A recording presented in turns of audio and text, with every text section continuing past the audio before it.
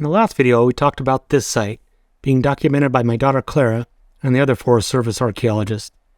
At the end of the video, we took a closer look at this area on the side of the grainery.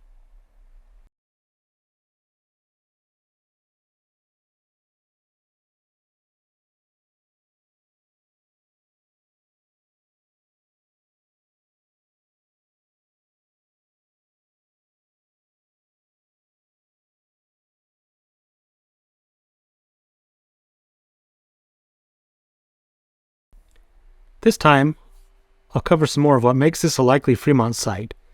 Take a closer look at this little nook you probably missed in the original fly-through.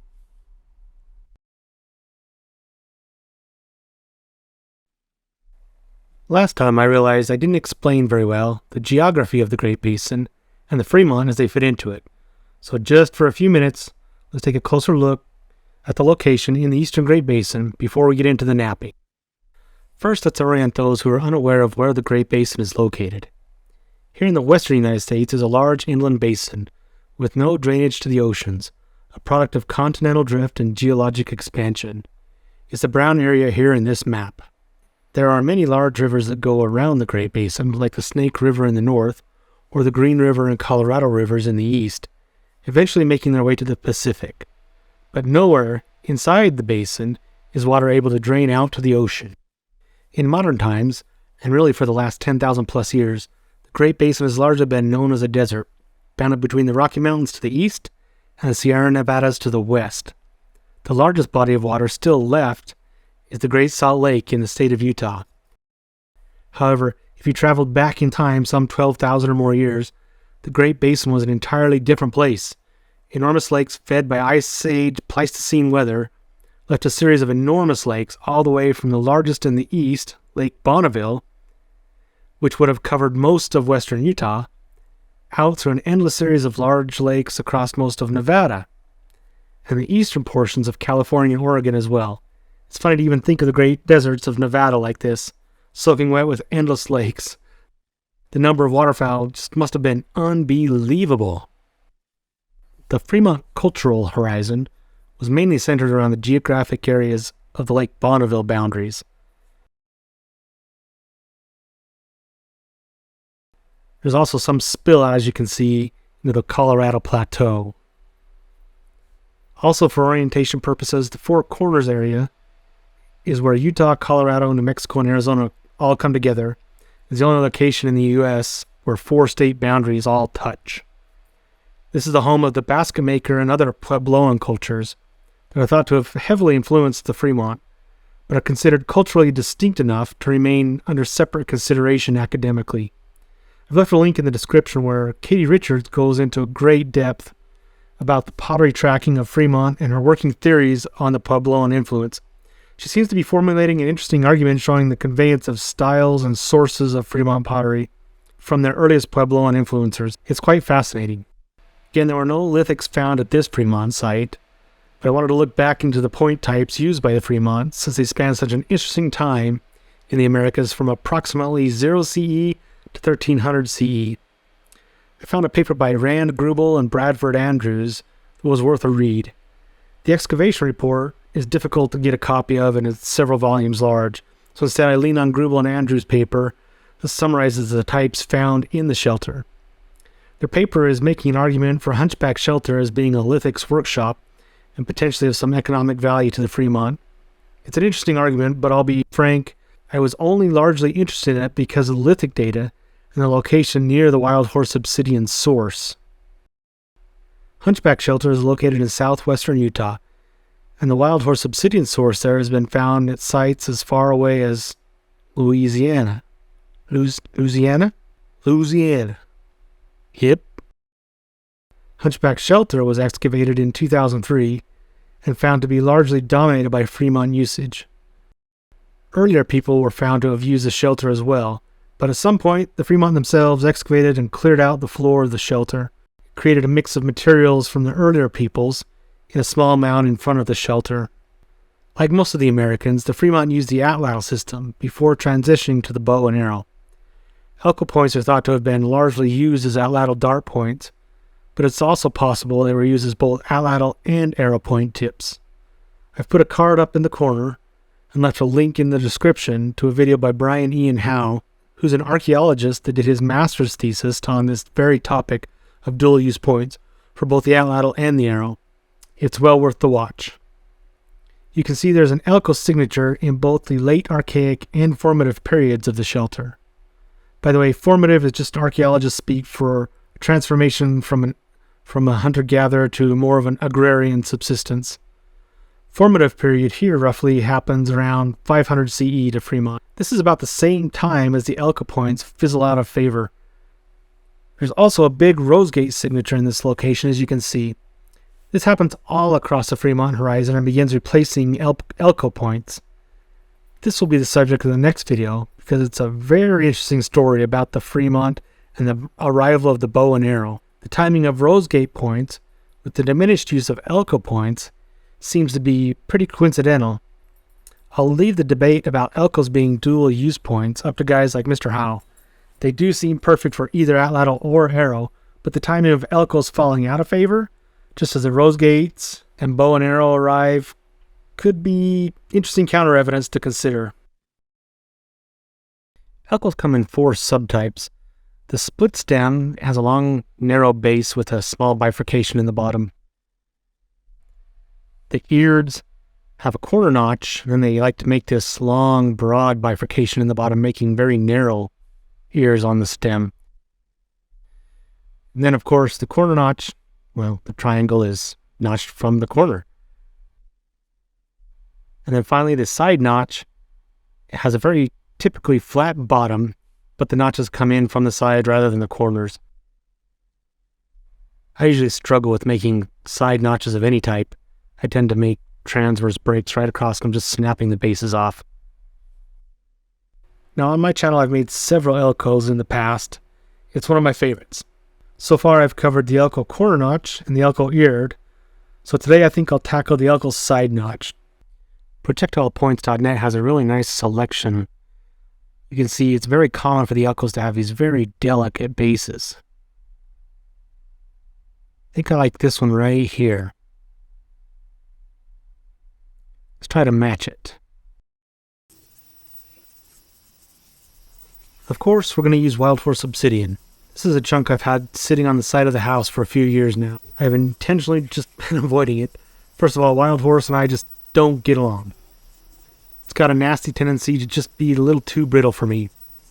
Also, this chunk has at least 2 really bad hammer blows. I think one is from some spa work gone bad. The other is from me hitting it with a snowplow on the 4-wheeler one day. It'll have a lot of internal cracks already. Great.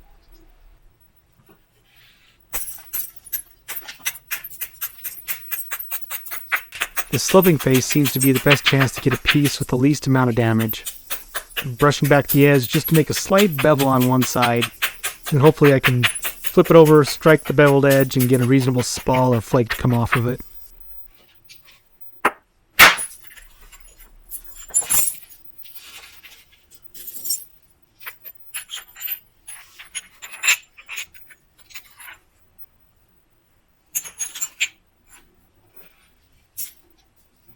I'll work with this piece. It's probably a really bad choice. You can see it has a curve and a twist as well as several weird fractures on the outer surface. I mean, what's the worst that could happen? By the way, if you're one of those types that just wants to watch the whole project start to finish, there's a card up above and a link in the description to watch it all. I know there's people out there who like that kind of thing, so you won't find it published directly on the channel anywhere, and you'll need to go through one of the links. Okay, starting with a hammer stone, I'll get rid of all the cut around the edges and start thinning down a bit. And there goes a fracture off the side. Oh, and the tip. Delete. That's better.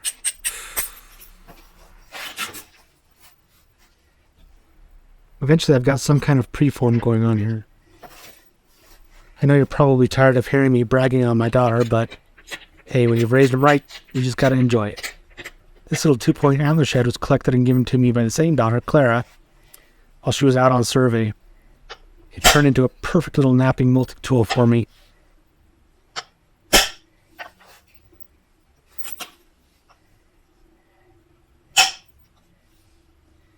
I'm a little obsessed doing indirect percussion, clinching these naturally curved materials, and this little 2-point is exactly the right size for the job.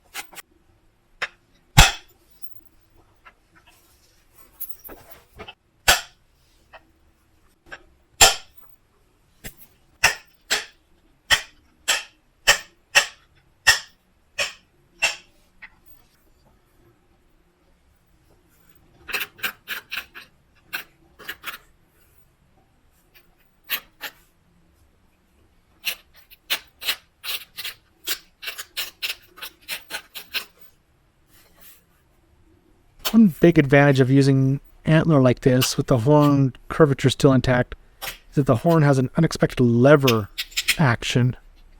Really, I'd cut off one of the tines and just use it to press inwards as straight as possible, but the curve I found I can get a large amount of inward pressure on the edge by rolling the curve directly into it. And it works both on the lap or in the hand. Lots and lots of inward leverage.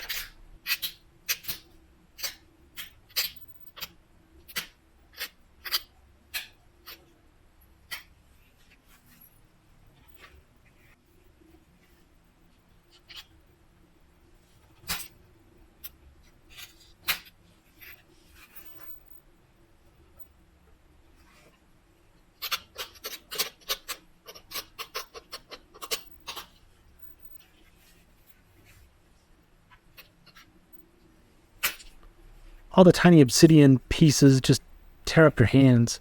I think I'm wearing about a dozen band-aids here. Of course, they never hurt. They just kind of get poked and you don't even realize anything has happened till they just start to bleed and just never stop.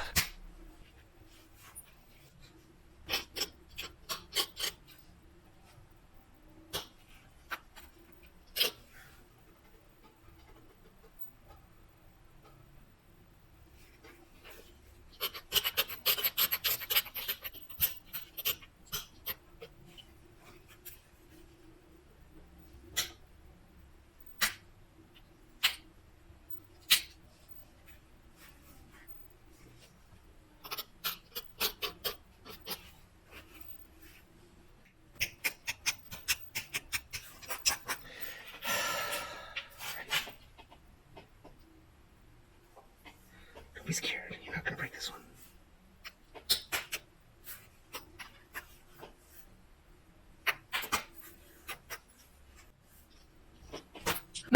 Yup. Every time on side notches. Damn it. That's how length gotta be. You can see the average size is about 33 to 51 millimeters. I'm well within that still, so we're just going to trim back here and have another go at it.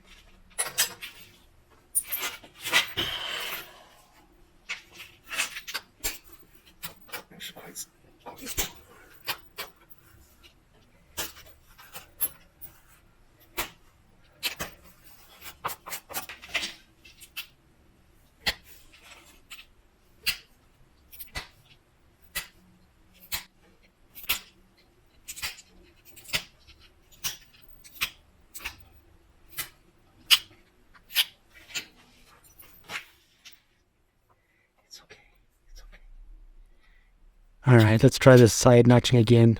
This is an ola bone from a young fawn that winter killed. The DNR feeds them at the base of the mountain all winter just to keep them from wandering into town, and so there's just piles of young corpses, unfortunately, there. And in the spring, just as the snow gets melted and they start to let people back out there, when they want to interrupt the deer, I like to go out and just harvest a few. The smell just never quite goes away, but man, they are just such a nice thin tool. it's hard to pass on.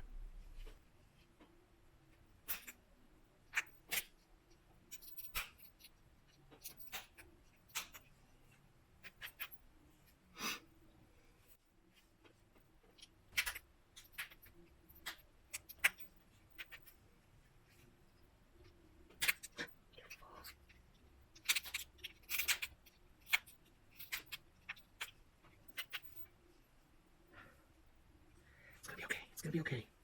You're gonna be okay. Side notches are they're just bad for me. And you can hear just how nervous I am because I just don't have any more room to give here on the base. If we snap this off, we've got to start over if we're going to make something that's in the average range.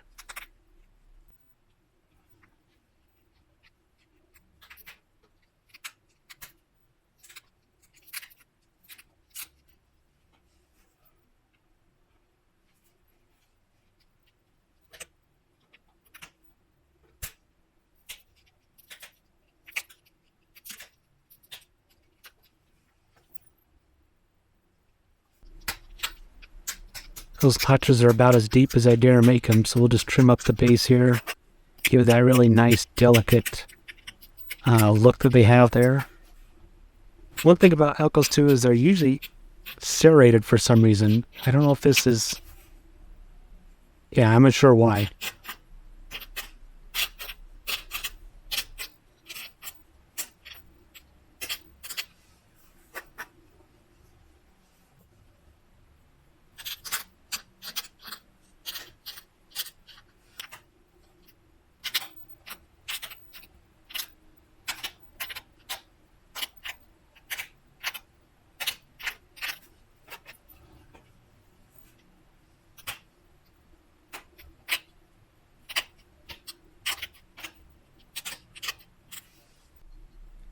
Alright, we made it and didn't break the base off, so let's check all our measurements.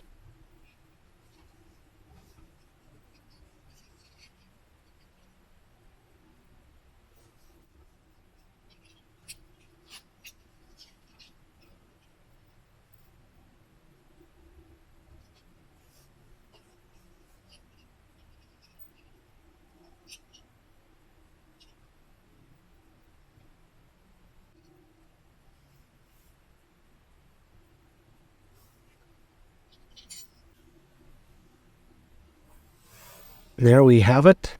It comes out very perfectly average, actually on the low end of average, which in my opinion makes this very usable as either an Atlatl dart or on the tip of an arrow.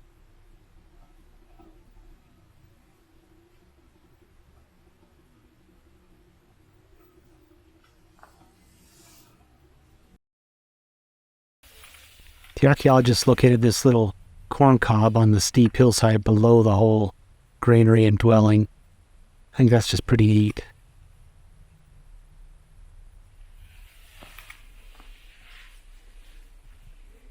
But you can see just how far up there and how treacherous it would be to get up there. There's a little alcove over here as well that's at least 40, 50 feet, and then it's another 15, 20 feet up to the main granary. So let's just take a little closer look at this nook. There's definitely logs you can see that have been jammed into the corners, and right here in the center you can see there's still a log poking out. There's nothing up here but pack rat nest. To me it looks like, because we look at it, the stick that's poking out, the little log, it's got two ropes on it, looks like two old lassos. Some cowboys probably looped them up there and managed to climb up the 40 feet from the bottom. But it looks like this is the original intent of that stick. That stick's shoved back in there, and then it's been cemented and mudded in place with rocks to give us some leverage and hold. It wouldn't surprise me one bit if this little nook where they probably stored corn had this very purpose. Drop the rope, you can climb up to it and retrieve your corn.